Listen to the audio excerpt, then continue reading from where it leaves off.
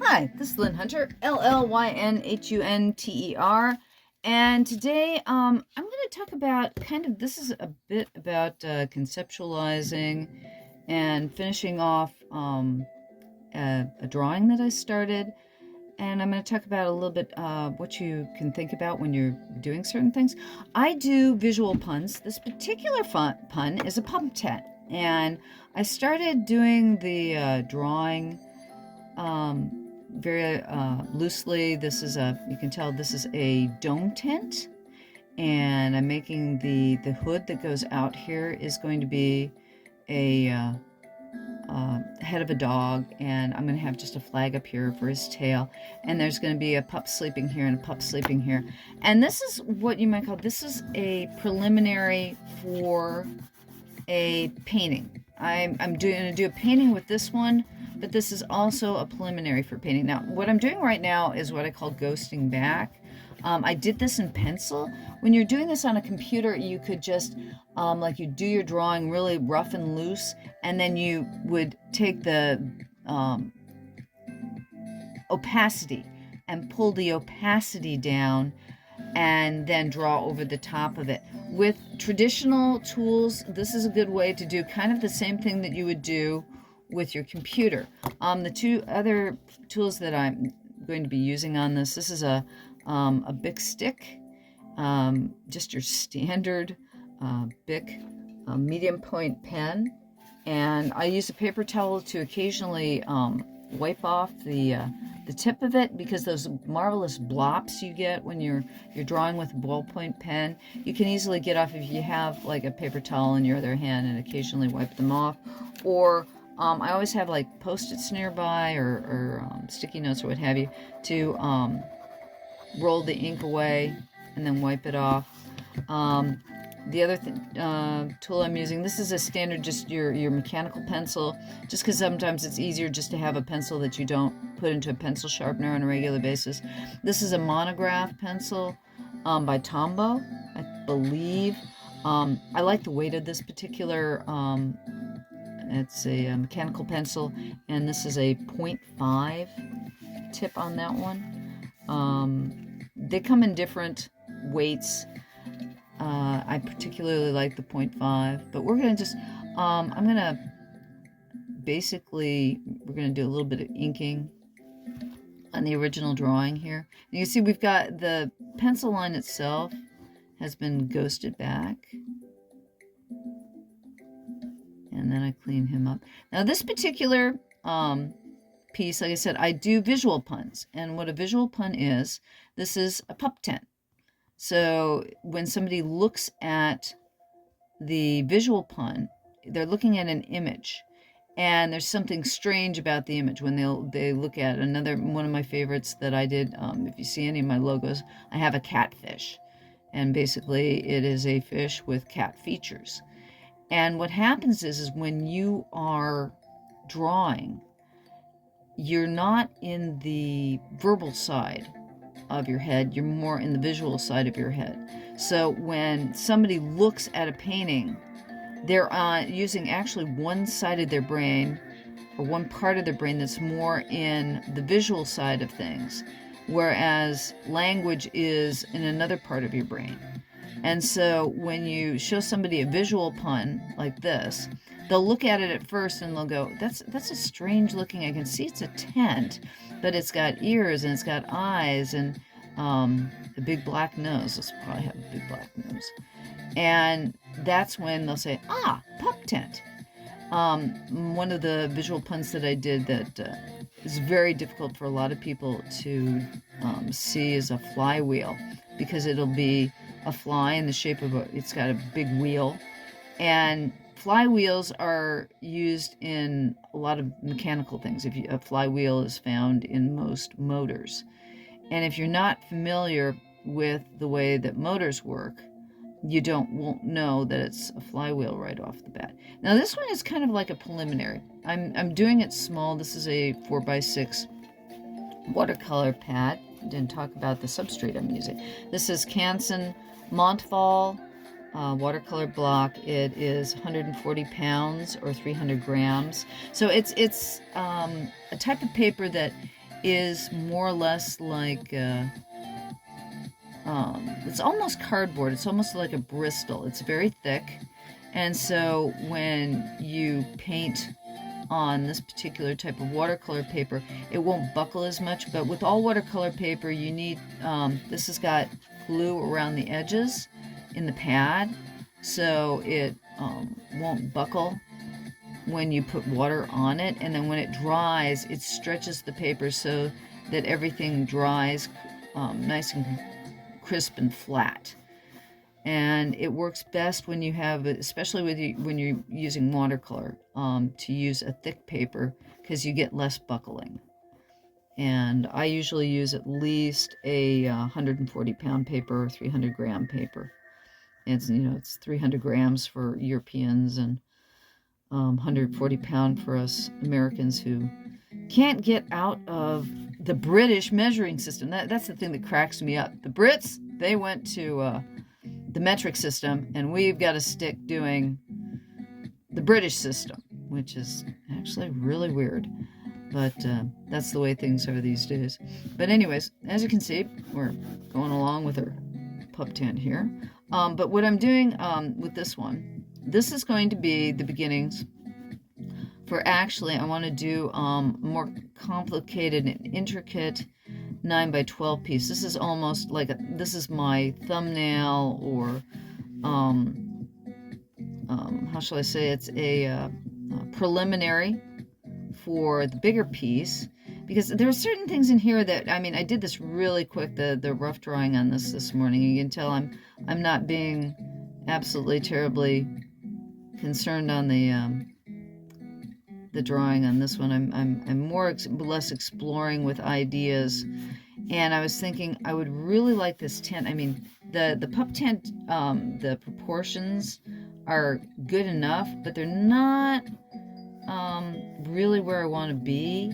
I'm thinking I'd like something to have him feel a little bit more doggy. Maybe put a collar on him. Yeah, put a collar on him. On the back there. And maybe we'll give him some spots. Like he's maybe if he was a mutt, he would be a combination of pit bull and let's see here, maybe border collie, or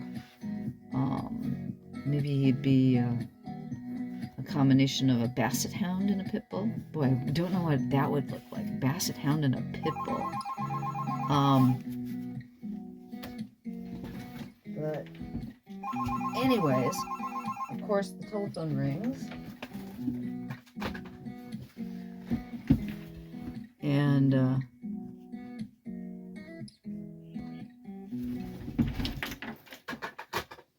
anyways, so I'm just I'm thinking that the dogs inside the tent are kind of poodle-esque, or they might be like Labradoodle type dogs. Are just going to be fluffy. I didn't want to. I'm kind of covering up his ears or his eyes right now. He's just sleeping and having kind of floppy ears here. I don't know. And it's like I was playing with the dogs, and both in the rough and where I was going, and I'd like maybe these dogs to be bigger, or there's a lot of space here. I mean, the dogs themselves that are in the tent are not as important as the pup tent itself. And or I might put maybe puppies in the pup tent. I've got dogs in the pup tent, but I'm thinking maybe they should be more puppy proportions. Put puppies in the pup tent, or put a variety of puppies in the pup tent. So it's like, this is kind of, as I'm exploring it, and I'm going, it's cute, but it's not quite, I need it to be, like I said, I've got the 2 dogs and 3, it's like, I'm not sure whether I'm liking the I wanted kind of the dogs in the tent themselves to be different than the dog that was the tent, or this particular portion of the tent. And I'm not sure. So So I'm playing with it right now just to do a finished look to this one. But what I might do too is pull up, you know, I'm thinking, it's like there are two ways that I can do the composition. You know, it's like I do more of the rectangle composition. I'm still thinking that I'd like the dog portion of it to be, you know, maybe more square. But it's like, do I have lots of puppies coming out the tent? And there's part of me that's going, you know, maybe I don't want the dogs going out the back side of the tent because that's kind of looks like poop. But I want this. I keep on thinking about the front of the tent is when you have a tent, a dome tent, you have a portion sticking out the front. And I like the idea of a little bit of a landscape in the background. But I'm going maybe put a couple of puppies out in front. Again, this is when you're doing thumbnails. Okay, and the other way I'm thinking is that this is going to be part of a book of punning cats and dogs, is what I'm intending this to be. And do I want to do it more in this direction? You know, maybe have the head out this way and have it more square, because you know, he's got his nose here and the ears here and the tail there. And I'm thinking, like I said, maybe a couple of puppies out there. But the thing is that I don't want what's inside the tent to outplay the tent itself. And I'm thinking, you know, again, we can put some kind of background on it. But I'm not liking this composition in comparison to, you know, this composition where you have more of a horizontal format to it. So what I'll probably do is, like I said, I'm finishing this one off because I think it looks nice, and I'm gonna offer it up as a an extra benefit for my Patreon. And then also with some of these, I'll probably be sending this off as a gift, or offering it up for sale on my Patreon. I haven't decided yet. A lot of times I'll just give it out to one of my patrons as a benefit for coming over to my site and looking at my stuff and supporting me. And I really want to do more of these. Like I said, I'm doing a book called Punning Cats and Dogs, and it'll be a more detailed version of this, and everything in the background will be more detailed. And I still am not sure about, you know, whether I want him to look like this. I mean, I'm kind of liking the two little puppies, just two of them. Might have to put one more puppy. But the thing is, again, it's like, which is more important? The pups in the tent, making it a pup tent, or the pup itself? And then there's a part of me that goes, well, that's not really a bad concept as it is right now. You know, and I just might take this and find a way. I'm thinking squinching this, you know, taking everything and just condensing it this way, just because it's a little bit too horizontal at the moment. And, you know, maybe I'll change my mind when I get this painted and it's all set up. It also will give me an idea of what I want for the colors when I paint this, by basically doing a rough painting of it as well. But right now, it's still, this is, like I said, this is kind of the preliminary for it. And what I might do is work it up a little bit more and add the finishing up of the painting to this front end of this video. That's about it for now, though. We'll stop here, and hopefully I've given you some ideas about what you might do for preliminary drawings for whatever you're doing in your paintings. And this is currently the pup tent as it is, and I'll be doing another video to show you the next stage and the finish of it. Okay, that's it. Thanks for stopping by. Really appreciate it. This is Llyn Hunter, LLYNHUNTER. Thanks for stopping by. Thanks for watching my video, and hopefully you'll come back for the next one. I'd really appreciate that. Like and subscribe. Thanks much. Bye-bye.